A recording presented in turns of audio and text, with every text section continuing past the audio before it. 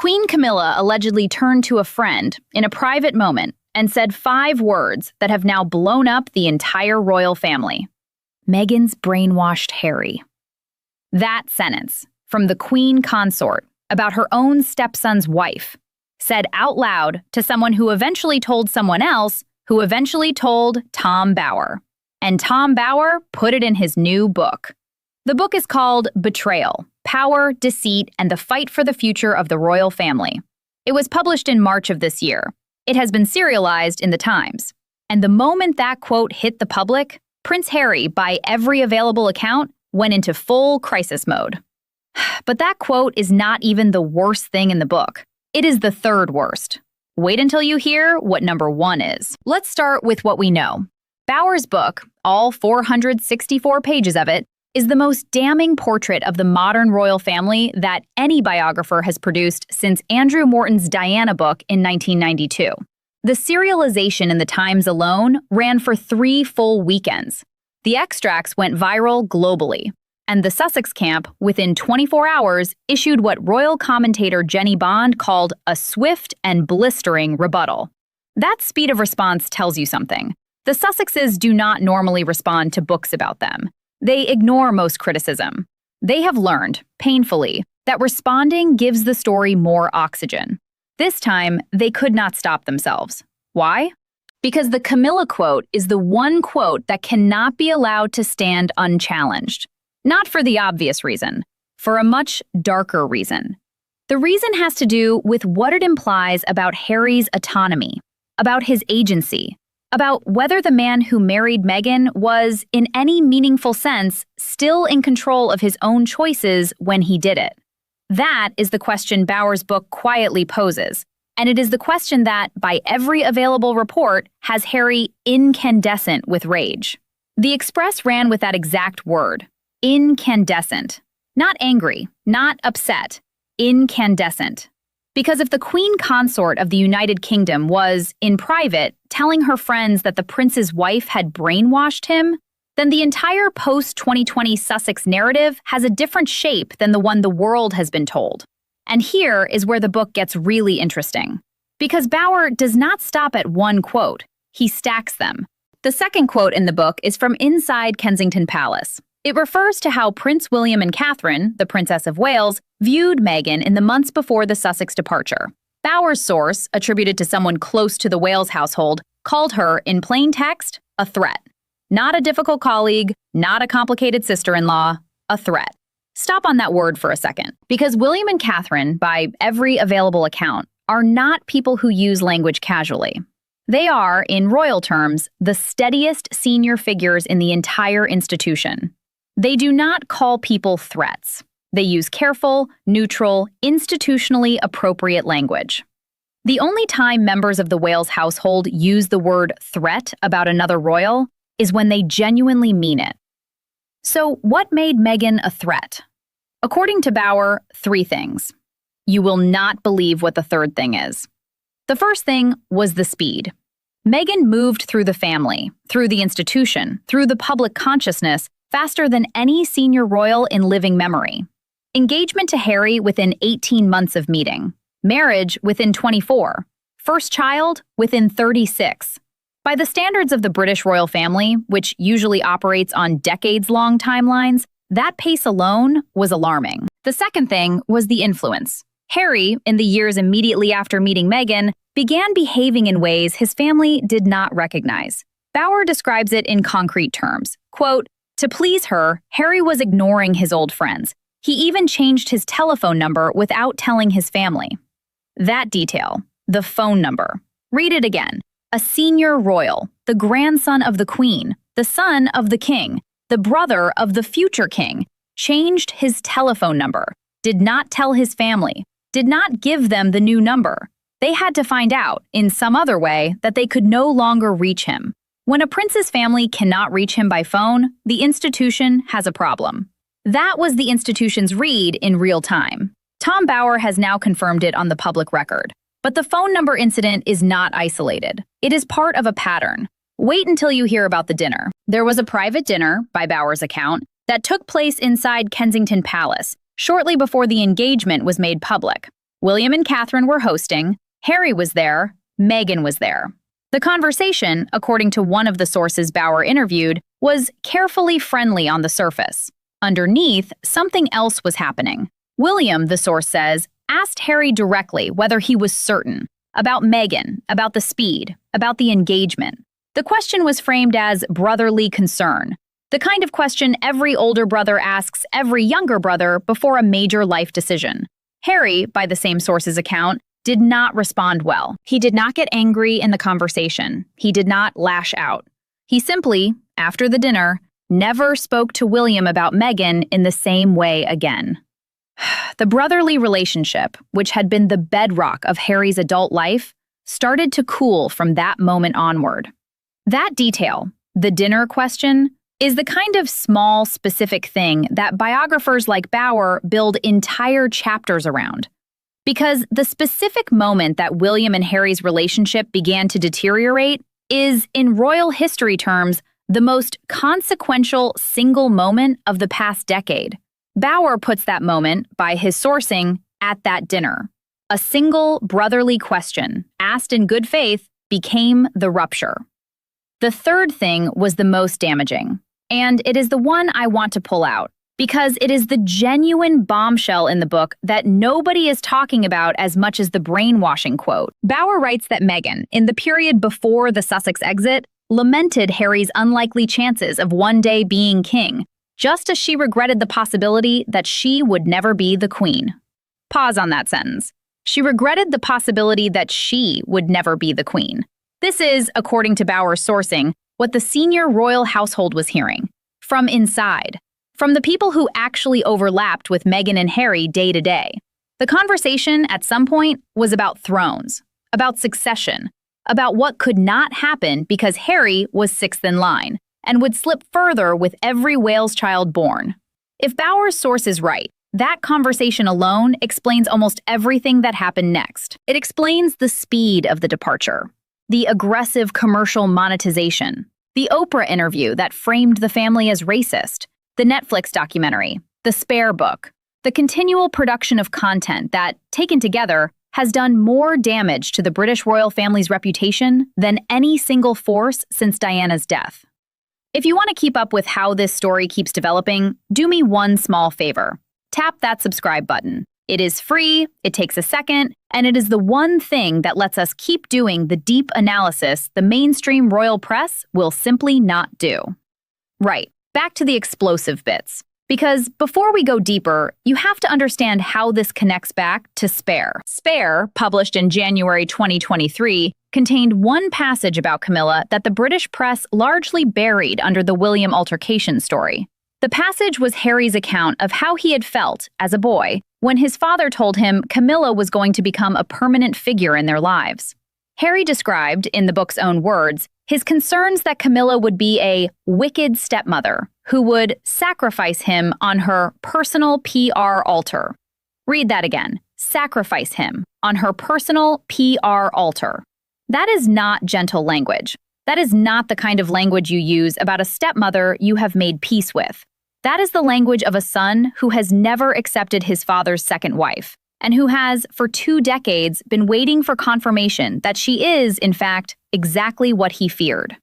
Bauer's book, in 2026, is that confirmation.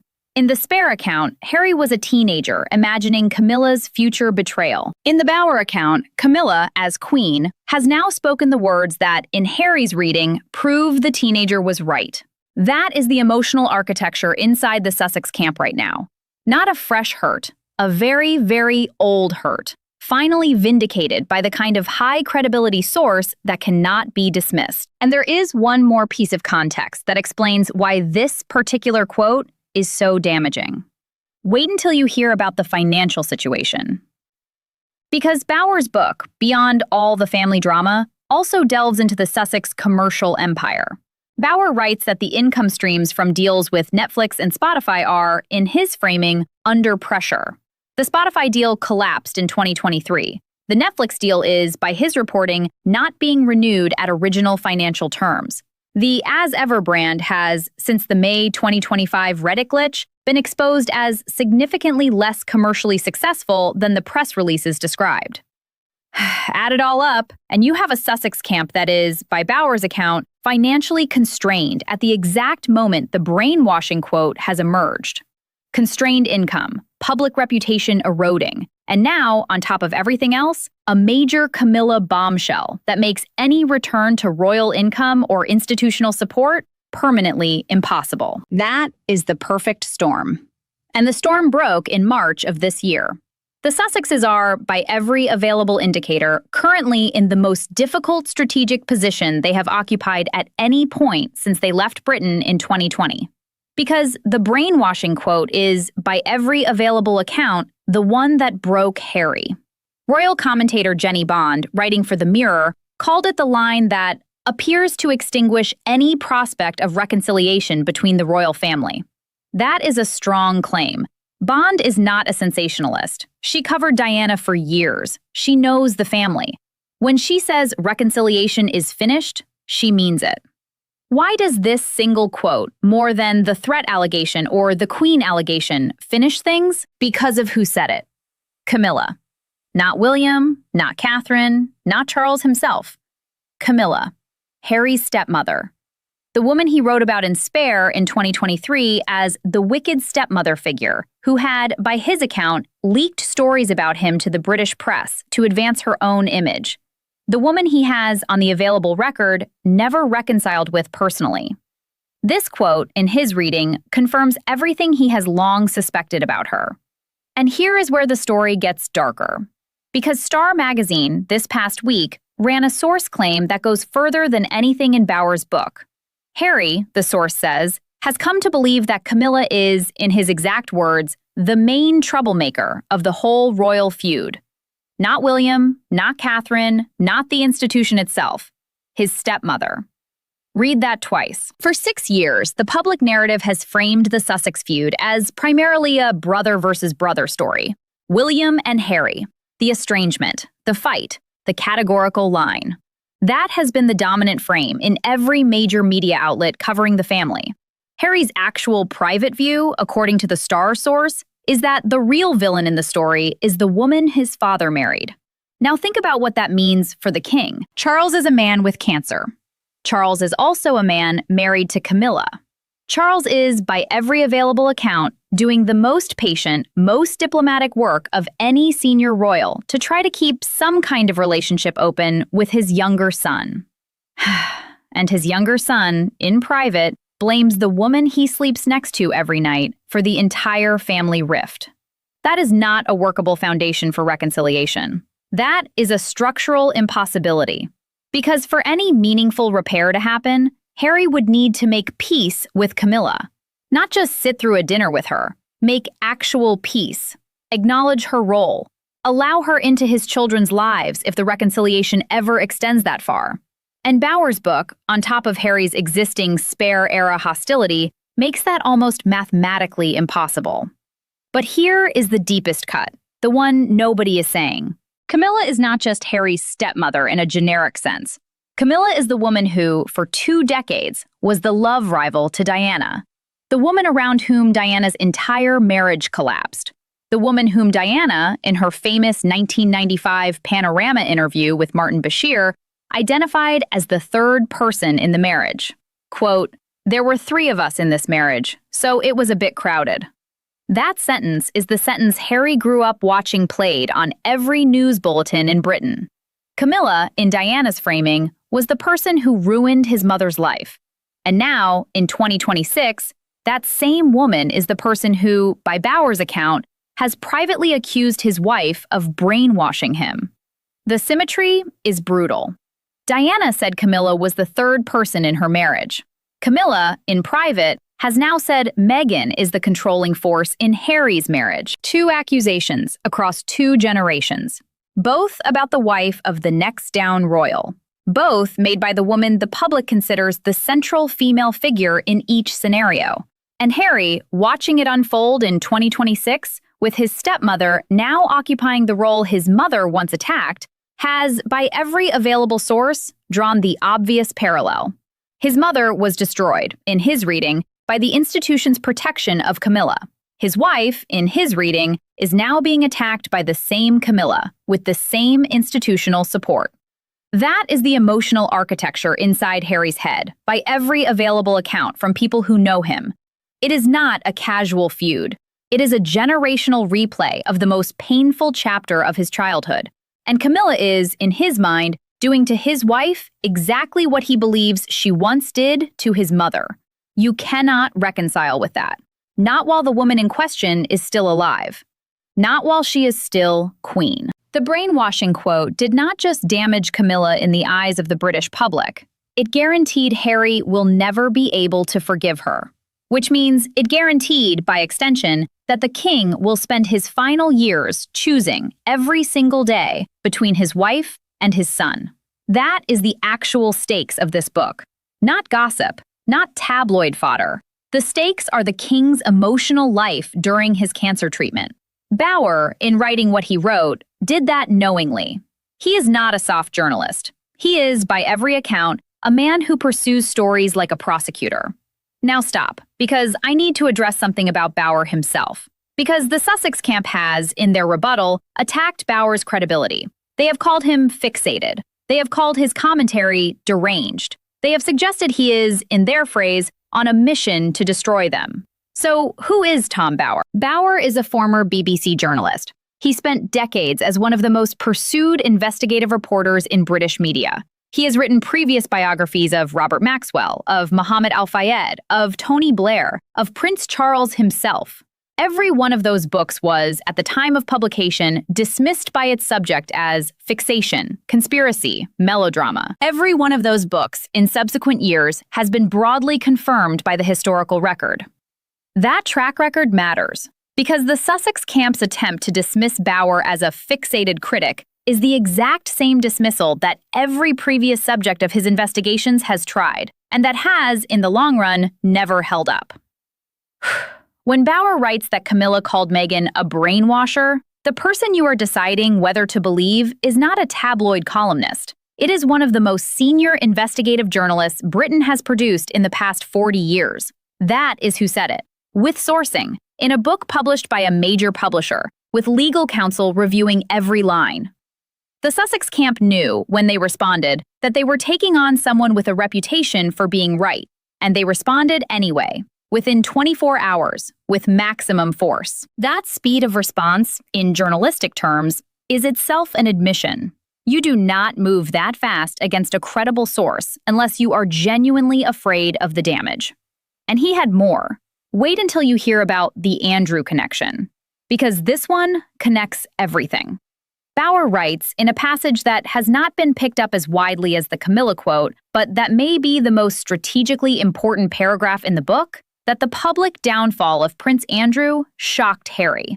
Not because Harry was particularly close to Andrew, they were never that close, but because Andrew's downfall revealed something Harry had not fully grasped about how the modern institution operates. The institution in 2019 and 2020 simply removed Andrew, stripped his royal duties, severed his patronages, confiscated his military honorifics, drove him out of public life in stages until he was effectively a non-person within the working family. The institution had decided, collectively, that Andrew was a liability, and the institution had executed the removal with extraordinary efficiency. Stop and look at the timeline. November 2019, the Andrew BBC interview. Catastrophic for him. Days later, suspended from royal duties, stripped of patronages. By early 2020, removed from active military roles. By January 2022, all remaining honorary military titles and patronages returned to the Queen. That whole sequence took, in royal history terms, no time at all. Andrew went from senior working royal to public non-person in about 36 months. Harry watched all of that, and Harry, by Bower's reading, drew one conclusion. If they could do it to Andrew, they can do it to me. That conclusion, more than any other, explains the panic of the Sussex departure. It explains the speed. It explains the legal maneuvers. It explains the building of the California compound, the contracts with Netflix and Spotify, the construction of the entire alternative life. Harry was not just leaving. He was, in his own mind, escaping ahead of a future stripping that he believed William, when he becomes king, will execute. Bower writes, and I quote, "Rightly, Harry fears that the future King William could remove all the Sussex's titles and effectively banish him from Britain." There it is, the fear, named, documented. Stop and absorb what that means. Harry, by Bower's sourcing, is not living in California because he loves California. He is not running as ever because he loves jam. He is not making Netflix documentaries because he loves filmmaking. He is in California, with Meghan, with the brand, with the Netflix machine, because he genuinely believes that if he returns to Britain as anything other than a fully independent commercial figure, William will eventually strip him of everything. And the trigger, the precedent that confirmed his fear, was Andrew. That is the deepest structural insight in Bower's book, and almost no one in the British press has dwelled on it the way it deserves to be dwelled on. Because if Bower is right, the Sussex exile is not about Meghan's mental health, despite what the Oprah interview claimed. It is not about racism, despite what other claims have suggested.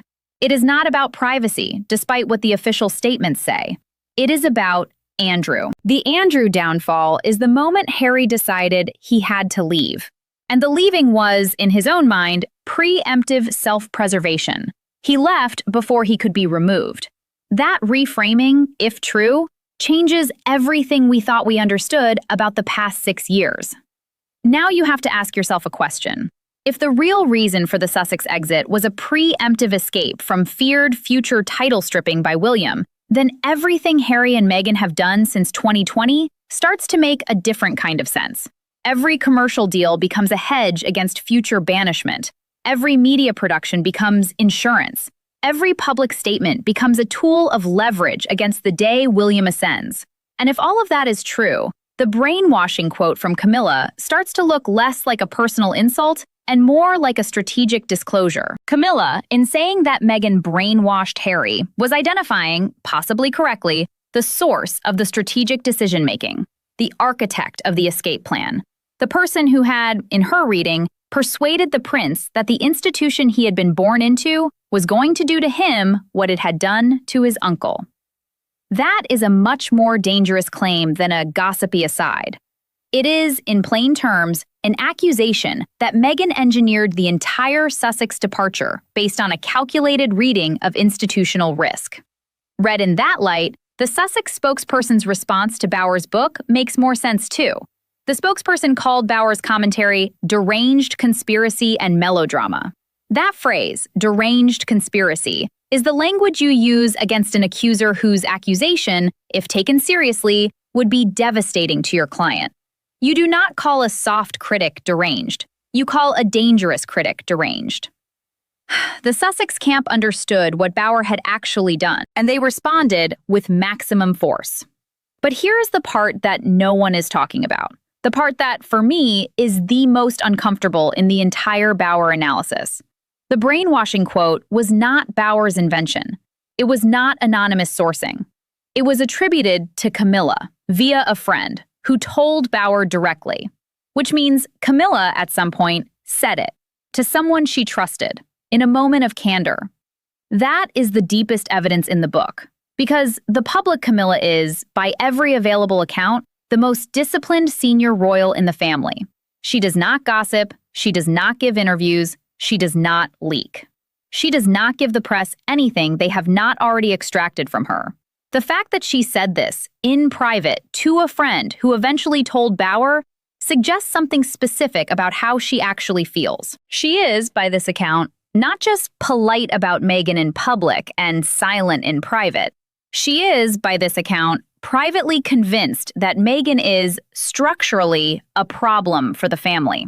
And the language she used, brainwashed, is the strongest possible word any senior royal has used about Meghan in any context. That language does not soften, it hardens. And every passing month since the book was published has confirmed that the family's working position on the Sussexes is in fact hardening rather than softening. The reconciliation talks that briefly seemed to be back on the agenda this spring, pushed back. The July visit Harry is making to Birmingham, now described as purely operational by palace sources, with no agreed family meeting. The Project Thaw effort the Sussex camp has been quietly executing, walking into a wall by every available report. And the wall is being staffed every day by people who read Tom Bower's book and decided that what was in it was, in the broad strokes, correct. There is one more piece of this story I want to bring in, because it is the most quietly devastating piece of all. It has to do with what Harry, by some reports, has been telling people close to him about his own future. According to multiple sources speaking to British outlets in the past month, Harry has been quietly exploring a remarkable idea. The idea is this. He has been speaking to his maternal uncle, Charles Spencer, about the possibility of formally changing his last name from Mountbatten-Windsor to Spencer. Stop on that for a second, because if Harry, by his own choice, changes his last name to Spencer, he is doing something with profound symbolic weight. He is, in functional terms, switching family allegiances. The Spencer family was Diana's family. The Mountbatten-Windsor name is the institutional name his father gave him. By switching from one to the other, Harry would be making a public statement about which side of his heritage he now identifies with. The Spencer side, Diana's side.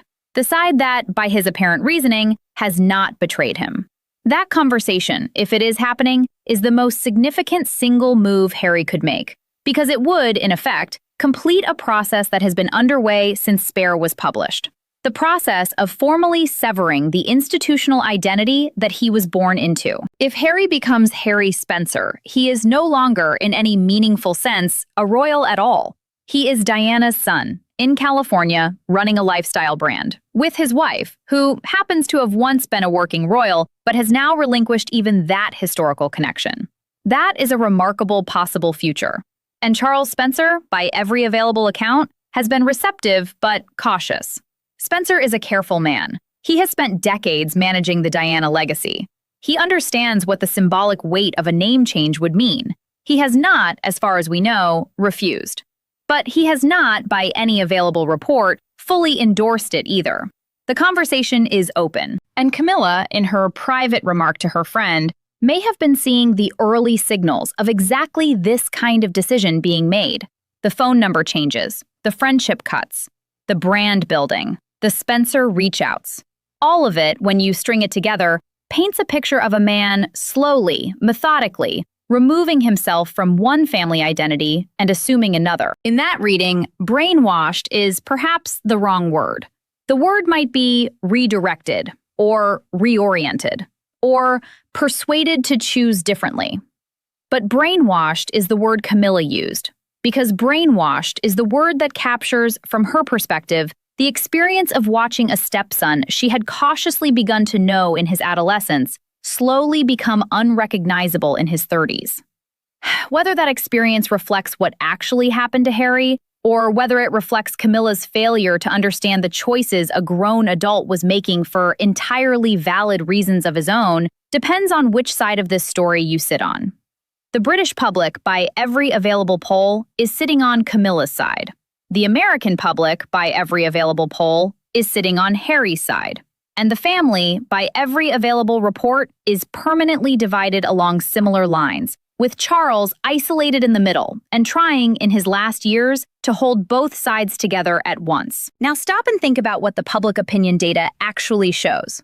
Because the latest YouGov polling from this spring is, by any honest reading, devastating for the Sussex camp. Catherine, the Princess of Wales, polls at 68% positive approval in the United Kingdom. Camilla, after the Bower book, polls at 56% positive.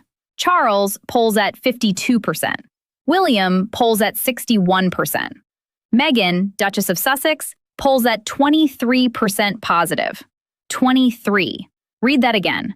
23% of the British public has a positive view of Meghan Markle, across multiple polls, holding steady at the lowest level of any senior royal figure in modern measurement. That gap is not closing. It is, by every available measure, widening over time. The Bower book made it worse. Every subsequent piece of coverage has, on average, made it worse. And the trajectory from here is, on the available evidence, that the gap will continue to widen rather than narrow. That is the public opinion environment Project Thaw is operating inside. The institution does not need to do anything dramatic to keep Meghan out. The British public has, on the available evidence, already done the work. Wait until you hear what Catherine did the day the Bower book extracts dropped. According to royal sources speaking to British outlets in the days after the serialization, Catherine made one phone call. The phone call was to Camilla. The substance of the conversation has not been disclosed. The fact of the conversation has been confirmed by multiple sources. That single call, by every available account, was Catherine signaling solidarity. Not just personal warmth, institutional alignment. The Wales household, in that moment, stood beside the King and Queen Consort. The signal was clear, and was, by every available report, received clearly. Read on the other side of the Atlantic, that phone call would have been understood as exactly what it was. A confirmation that the senior royal women had closed ranks. That whatever divides existed between the Wales household and Clarence House were, in this moment, entirely set aside. That the family, on this specific issue, was acting as one institution. That is the position the Sussex camp is now negotiating against. Not a divided royal household with internal factions to exploit, a unified senior royal family that has, in the post-Bower environment, decided that the Sussex situation is now closed. Tom Bower's book has made that impossible. And the brainwashing quote, the 5 words that started this whole video, is the single piece of language that has done the most damage. 5 words, 1 sentence, said to a friend, eventually leaked to a biographer, eventually published in a book that has now sold hundreds of thousands of copies across multiple territories. 5 words have, by every measurable indicator, ended any realistic prospect of meaningful family reconciliation while Charles is still alive. That is what one quote can do. That is what the Bower book has done. And every coming month will, by every available indication, bring more evidence of the hardening that those 5 words triggered. The titles will not be restored. The HRH usage will not return. The working royal status is gone permanently. The cousins, George and Charlotte and Louis on the British side, Archie and Lilibet on the Californian side, will not grow up knowing each other. The wall is built. And the woman whose private quote, more than any other single piece of evidence, has confirmed the architecture of that wall is, ironically, the woman who is married to the king. Camilla, who has, throughout her public life, gone out of her way to avoid being a divisive figure, has now, through one private conversation that should never have left her circle, become the most damaging single voice in the post-Sussex era. And the future king, William, sitting in Kensington Palace, reading the same book the rest of us are reading, is, by every available report, in full agreement with everything Camilla said. That is the family Harry is, this July, returning to. He is returning to a family in which his stepmother has, on the public record, called his wife the architect of his brainwashing, in which his brother has, by every available account, agreed with that assessment in private, in which his sister-in-law has, on the available evidence, organized the entire next-generation family architecture around the assumption that he and his wife will never be welcomed into it. He is returning to a wall built brick by brick over 6 years of accumulating evidence, capped now by a 464-page book that has, on the available evidence, made every previous reconciliation effort permanently impossible. If you want to see how the brainwashing quote has reshaped the reconciliation strategy, including the Project Thaw effort that was quietly underway before the book dropped, and that has now, by every available account, hit a structural wall, the videos on your screen go further into the evidence than anyone else has gone so far. Click them when you're ready. Because the next 6 months will tell us whether the king can engineer some kind of last act reconciliation, despite all of this, or whether the wall, now reinforced by Bower's book, is permanent. My honest reading of the available evidence is that the wall is permanent. Charles will get warmth, limited paternal warmth, carefully managed photographs, a few dignified meetings. The rest of the family will give Harry, on the available evidence, exactly nothing else. But wait, there is one more thing. Because there is a story Bower mentions in passing, in a paragraph that has not been picked up by anyone else in the British press, that I think will become very, very important in the next 6 months. The story is about a letter. Bower writes in a single paragraph buried in the middle of his book that there is a letter that was written by a senior member of the royal family to Meghan in the period immediately after the Oprah interview in 2021. The letter, by Bower's source, was never sent, but it was written, and the existence of that letter, drafted in anger, kept in a desk drawer for years, by someone close enough to the situation to be able to write it, is one of the most tantalizing loose threads in the entire book. Who wrote it? Bower does not say.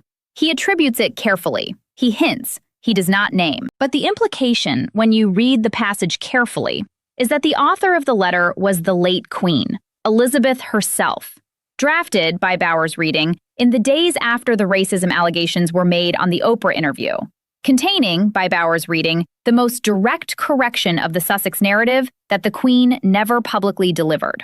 That letter, if it exists, will eventually surface. When it does, every assumption about who was right and who was wrong in the 2021 racism allegation will be retested against actual royal family written evidence. That is the kind of bombshell that, when it lands, will dwarf even the Camilla brainwashing quote. Keep watching, because the next 6 months will bring more of these revelations. Bower's book opened the door. Other journalists will now walk through. If you want to see the full context of the brainwashing quote, the Andrew downfall connection, the William threat assessment, and the Spencer name change conversations, the videos on your screen go further into the evidence than any mainstream outlet has gone. And the woman whose 5 private words guaranteed that outcome is the woman who, every morning, sits across the breakfast table from the king. 5 words. That is what changed everything. 5 words. And the entire next chapter of the British monarchy is now being written around them. Think about that for a moment.